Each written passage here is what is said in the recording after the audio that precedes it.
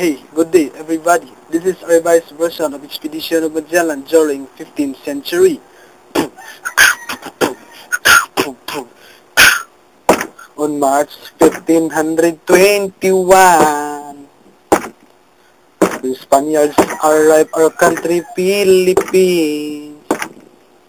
The said expedition, headed by Magellan, from their great tribal country, Portugal.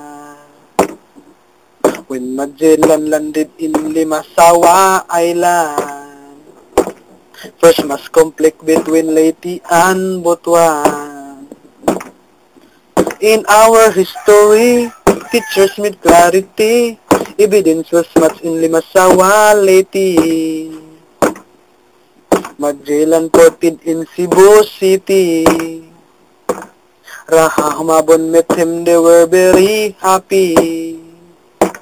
All people were baptized before the birth of Christ, and that's beginning of our Catholic life. When Magellan visited in Mactan to Christianize them everyone, but Lapu-Lapu met him on the shore, ordered Magellan to go back home.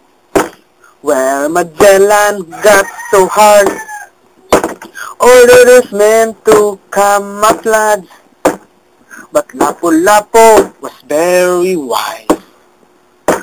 Attack Magellan when they are sleeping, and then the battle began at dawn.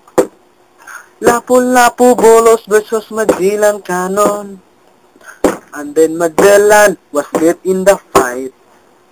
He stumbled down and crawl.